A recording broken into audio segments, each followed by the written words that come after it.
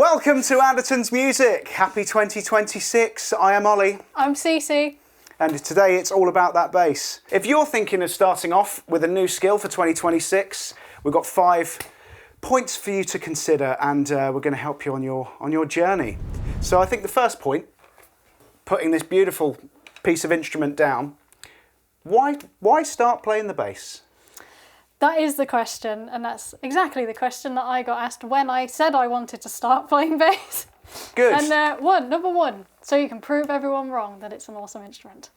But on a serious note, part of the reason I've enjoyed playing so much is from a confidence point of view, because I think there's such a kind of stigma around where it's easy to get in the mindset you think, oh, they're musicians, I'm different to them, I can't pick up an instrument because I'm not like them. And I think it's a really good way, any instrument, but bass in particular, for me obviously, I've found has kind of boosted my confidence and proven to me that I can do whatever it is that I choose to do. And so can you. Perfect. I mean, that's probably the best reason, because you want to do it and want to prove something to yourself. And for me, there's also a nice meditative quality. When I'm playing music, I'm not thinking about things going on in the world, things that I can't control. I was, again, going to say, like, I've always suffered with terrible anxiety, and for me, bass in particular has always helped that. I think partly, obviously, I love the bass anyway because it's what I chose to play, but frequency-wise, it's quite a relaxing instrument. Even if you're kind of just sitting noodling, it's not. It's not a piccolo right in your ear. Yeah. It's like you say, it's quite meditative. So. Yeah, absolutely. I mean, for me, there is a definite collaboration part to it, and it's interesting you saying it's good to kind of get going with this with any instrument. So bass is definitely something you feel. You feel when you're at the gig. There are rhythmic elements to it as well as melodic elements to it. So for me, when I first got going in instruments, I wanted the drums, and my mum said no because they're too loud, and she didn't know about electric drum kits then. But so the bass was the rhythmic thing. That's what I kind of felt in me. And we'll get onto it later, but there's so much that you can learn from it reasonably innate about rhythm control, and you just feel like I don't know, I feel like I'm the source that pulls lots of elements together.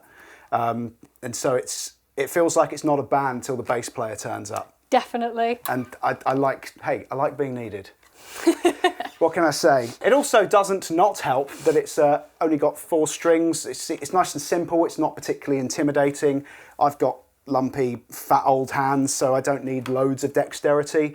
And also, you have the biggest amplifiers and you make the loudest, grimbliest sounds. And people can feel you.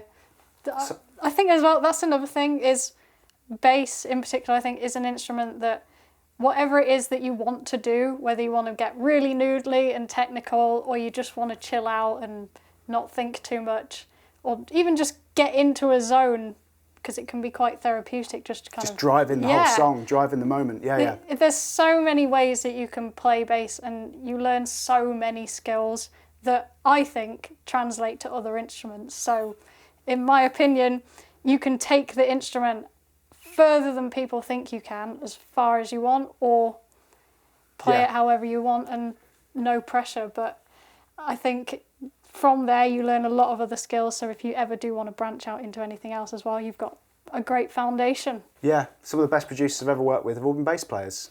There you go. They were bass players first. That's probably why to get going with the bass. So, point 2, price. The first thing, obviously, that maybe lurking as a little anxiety dragon over listening to this is going to be, how much is this going to cost me? You know, basses can be very expensive. Basses can be reasonably cheap. Both the basses that Cece and I are holding are both less than £150. I believe this lovely new EastCoast MTB in stunning grey is 129.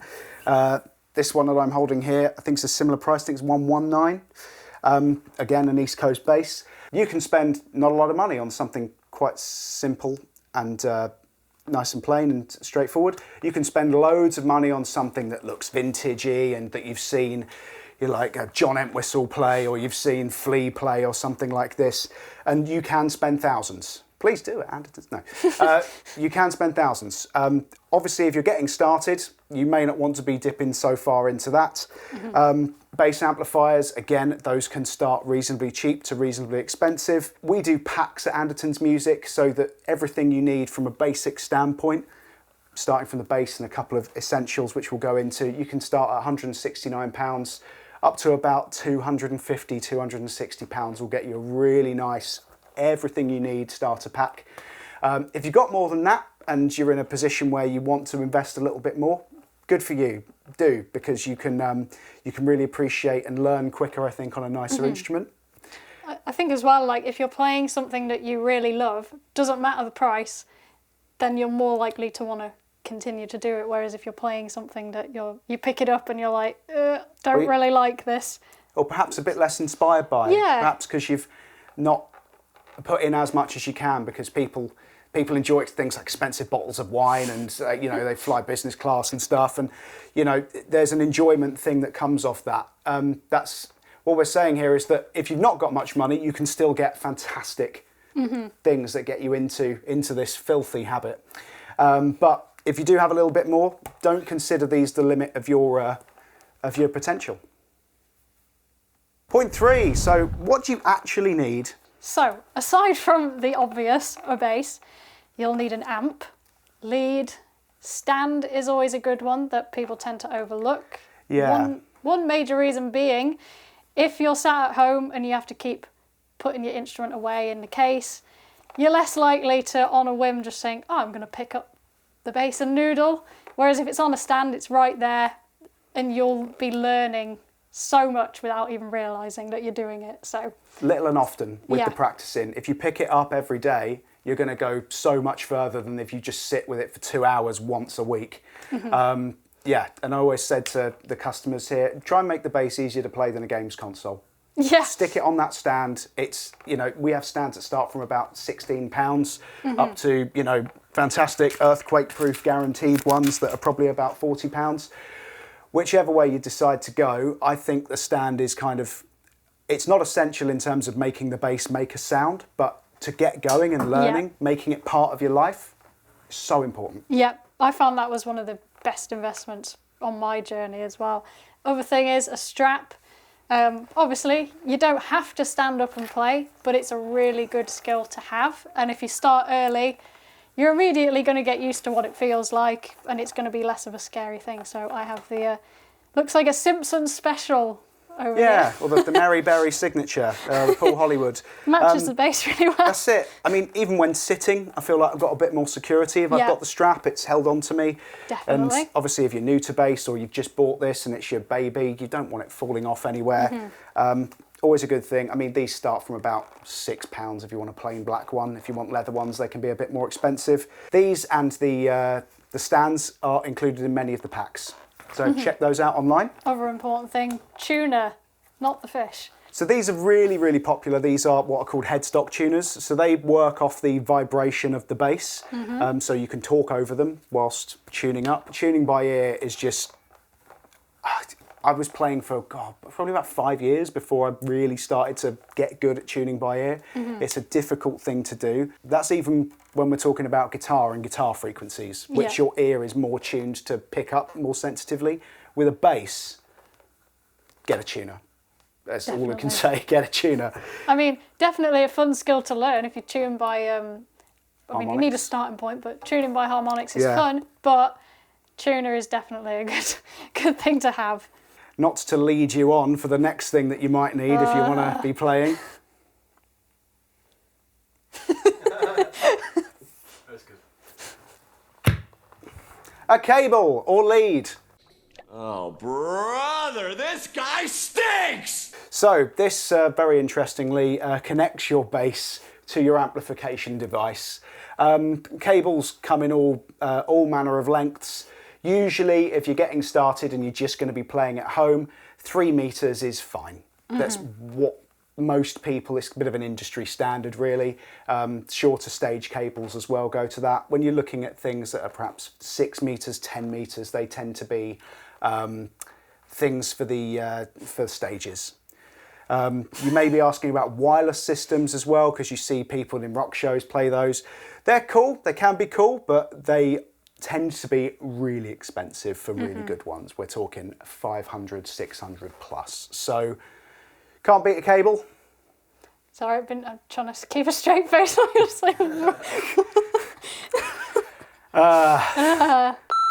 Another thing to consider, or that maybe brought to your attention, is the pick. God, this can get cut. I think this is perfect. So handsome, right? So, the humble plectrum, very popular with electric guitarists, of course, but can be applicable to bass, but perhaps not all the time. Where do you stand on picks? I like them. Obviously, I started fingerstyle and that's my preference, but sometimes you just can't beat a pick, especially when you need that extra attack, and they just have that different sound that is difficult to get with your fingers. So I think one of the things with a pick when you first get going, just go with what feels natural and feels good. So if you like learning with a pick, it's more important that you are fretting things correctly and playing in time than the fact you're playing with a pick. So if anyone's picking on you because you're learning bass with a pick and they're saying you shouldn't be doing that, ignore them. You crack on, you practice every day, and if you practice with a pick, great. If you don't practice with a pick, fantastic, great stuff. Fingerstyle is a big part of bass. You could probably say the majority part of bass, and it's an important skill to learn.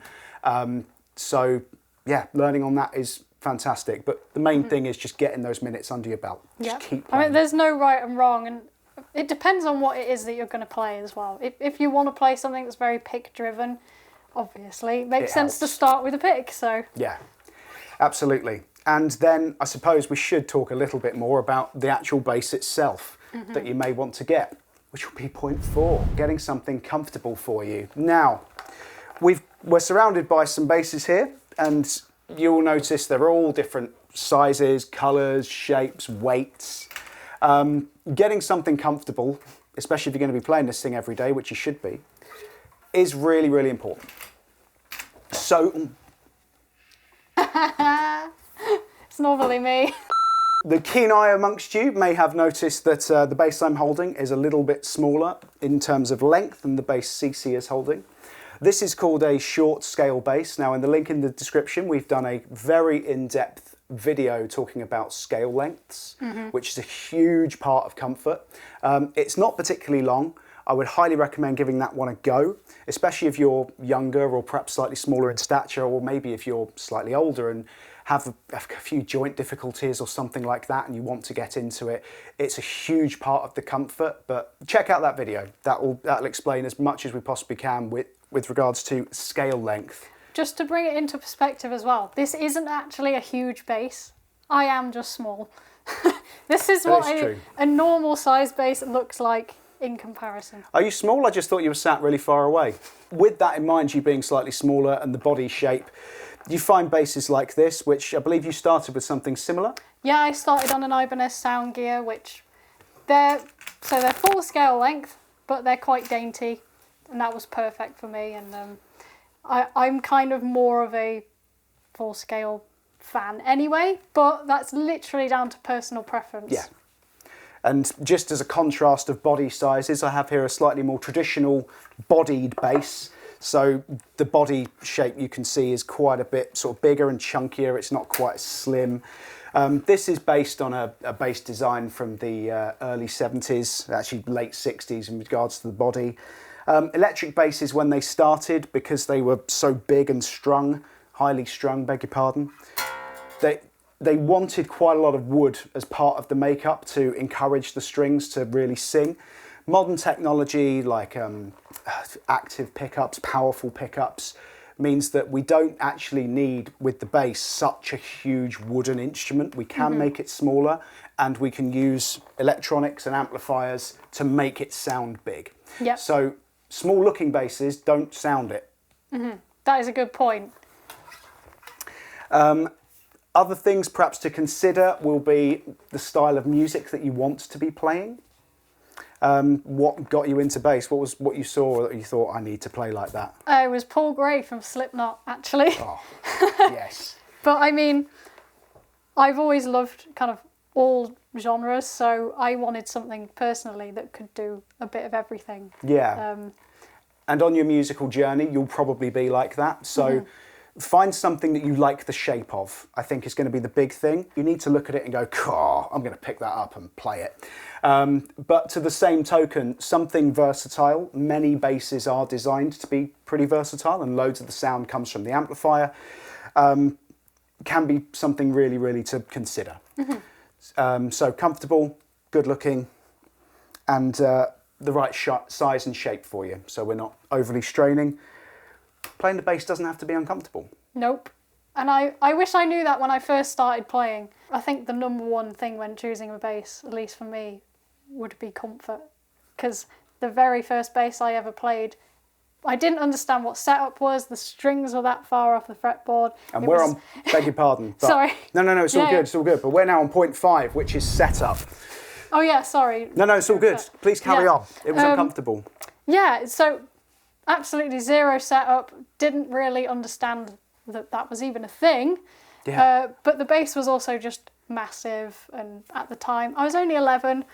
I'm not that big now, so you can imagine. And I think I was determined because it was something I really wanted to do. But if I hadn't have found an instrument that was more comfortable, I don't know if I'd have stuck with it for as long. That big a barrier for you. Yeah.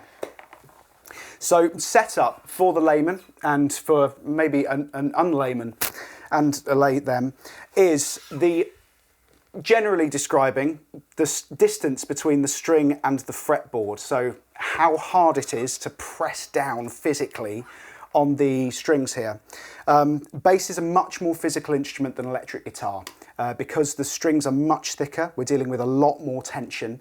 And so there is a lot more pressure you're putting on your wrist, on your elbow, and definitely on the top of your hands, that if something's badly set up as a guitar, it's slightly uncomfortable, but you can get away with it without grimacing. If a bass is badly set up, genuinely you can run into RSI issues, repetitive strain issues. If you were looking for something secondhand, or you had a friend who was selling a bass or something like that, this I think can be the intimidating part of it, is knowing what to look for. I guess a little bit like buying a secondhand car. Yeah. There's this element of specialist knowledge where, I need to know what it does. It's comfortable, I can't play this thing yet. So having someone you trust who can play, or going into a shop, going into your local brick and mortar store and speaking to the staff there. You know, the staff are really, really knowledgeable. They're there to help you. Ask questions, ask what's comfortable. What does this feel good to you? Is this something that I should consider? What can I do? I mean, incidentally, the setup, which is the process of adjusting the neck in terms of curve, adjusting the neck in terms of angle, adjusting the bridge here in terms of height, all of that, while balanced with the tension of the strings, is the process of setting up. Yep. So that the bass is nice and easy to play when you press down, but also it's not so easy to play that when you ping a note, it doesn't rattle and sound like a mechanical dog chewing on a tin of anchovies. So that's the balance of setup, and it can be an intimidating thing when people speak about it, but ask people who know. I'm sure there's people in the comments who might be able to help if anyone's got any questions, because we're a community. We all want to get on and help each other play more. One thing as well that I will mention is so many people are so willing to help and definitely ask for their advice. But the number one thing I would say is, if you think something is comfortable and there's no kind of like glaringly obvious issue that someone's saying that's going to be really bad for you, it really is so personal. So if you pick up an instrument and you think, this shape feels really comfortable to me, I really like it, and someone's telling you, no, you don't want that, you want one of these. Watch out for that. Yeah, that's one thing that you need to be cautious of. Do not be afraid to go with your instinct and kind of stand up for yourself, and just know that trust your instinct and know that what you think is comfortable is probably the best thing to go for. Yeah, just because you're new to bass, you're not new to yourself, and you know what's Yeah. comfortable for you. Exactly. With all that in mind, what would be your choice of beginner rig these days with some of the East Coast options we've got, which are highly recommended if you're beginning and you're on that tight budget. All of these, by the way, are quality controlled at the Andertons warehouse when they come in. So that setup part that we've just mentioned, that is looked after. So we do our best to get a nice, easy playing bass that doesn't rattle, and you can hear your notes nice and clearly and they tune properly. So this is the EastCoast MTB4. This feels really similar to the Sound Gears. I wouldn't say that you'd go wrong with one of these. I would be perfectly happy with one of these. They're also quite a dainty instrument, so for me, again... Nice and comfortable. Yeah, very comfortable just for the way that I like to play. And the setup, I thought Ollie had set this up, and then he told me that actually, no, it came out of the box like that. Yeah. Yeah. But no, really good setup, really comfortable to play. Reminds me of how I have my instrument set up. So. And it's a cool colour.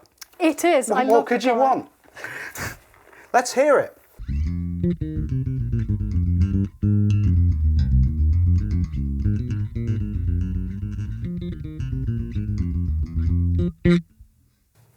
I mean, these are instruments that I find really versatile as well. So for me, again, something Yeah. I enjoy. I mean, they sound really good if you use a pick with them, if that's something you're interested in. So.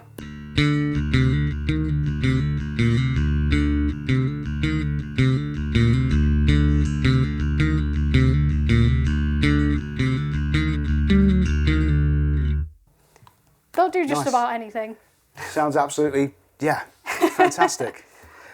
So, on the subject of what we're hearing and the amplification, we're currently going through quite a big amplifier. Now, amplification and part of that when we're getting started with bass is quite a big thing. You started with quite a big amplifier that you managed to get second hand, is that Yeah, correct? I did. I actually started on a Trace Elliott 410. Nice. And it was relatively cheap. I wouldn't like to say how that would translate to this day and age, but for back then. Yeah, so it's quite a big point that's not addressed so clearly, and it's the big difference for me, people starting electric guitar versus starting bass. As we mentioned in why play bass, one of the big things for me was it's a big rhythmic collaborative instrument. You're bringing all these elements of music together, the drums, the vocals, the guitars, and you need quite a lot of power, especially with that low end, to get everything sort of loud. You know, back in when I was younger, you'd always hear about lads with their cars getting a 1,000 watt, 4,000 watt stereo system for their car just so they could hear these bass frequencies. And it's no different with an electric bass. So when you go for a big amplifier like CC did, you're basically fulfilling one of the big parts of bass in a live environment. Whereas, say, with an electric guitar, these sort of beginner amplifiers are really, really popular. And they are an option you can have for bass so that you can plug in and make a noise at home. I think as well, like when I was first starting to play, a lot of the smaller amplifiers you could get just didn't sound as good. Whereas that's moved so far along now that I've not personally tried one of these. I'm interested to try it. But if you do go for something small, a lot of them are really good now anyway. So just something worth trying, keeping an eye on. Yeah, I mean, in terms of quality, they absolutely are. They also have headphone outputs. Most of them do now, so do check for that, the parent saver. But it's one of these big things is that the speakers can be a limiting factor, and headphones, naturally, they retain so much more bottom end, and you hear that a bit more. To that end, there is now a big trend with what's called headphone amplifiers, which is this little thing here. So the idea being that you just plug this into the bass, and you have wired headphones to listen to the bass. You can't use these with Bluetooth headphones because there is an audio delay from when you play to when you're going to hear it. But of course you can stream songs, lessons from online, Bluetooth to this. You hear them in your wired headphones, and you've got quite a big sounding, expensive private rig for not a lot of money compared to, say, a lovely big bass amp. And if it were me and I was learning again, you can always play along. You can play along with basses taken out or try different things. Yeah. This for me would be where I'd go. I think as well, you don't have to, but these you can use an app and get all sorts of different sounds That's as well. a huge part, If that's something that interests you, they've got built-in effects, all sorts of stuff you can mess around with and have fun with. And I've personally found messing around with effects, etc., really inspiring. Don't know if you would have known that from the other videos, but just another thing worth thinking about if that's something that you're interested in. If you get one of these, you don't have to go out and buy a load of effects if that's something that you want to immediately get into. Yeah. Whereas if you buy a bigger amp, you will quite often have to go out and buy extra effects if that's something you want to get if you want into. to try stuff, there might be a bit of an implicit cost. So these are great at just giving you a taster of what things can sound like straight off the bat. I'm a huge fan of these, and these are available in the East Coast packs. We also do packs for, CC mentioned the brand Ibanez. We do other packs, so if you just go onto the Andertons website and just type in bass pack or bass bundle, you'll see loads of stuff and options come out. You can filter by price, what's in stock, colour, and get going on your journey. Well, that concludes our guide. Thank you so much for your insight and time with us, CC. Thank you. I've done nothing for you. You have, even I found it interesting listening to you. So. Oh, well, far too kind. Thank you so much for your time in watching. Please give us a like and subscribe if you found this video useful. Comment below, check out some of our previous videos with basses, and we look forward to providing more cool content for you in the new year and getting you going through your bass journey. Thank you. Thank you.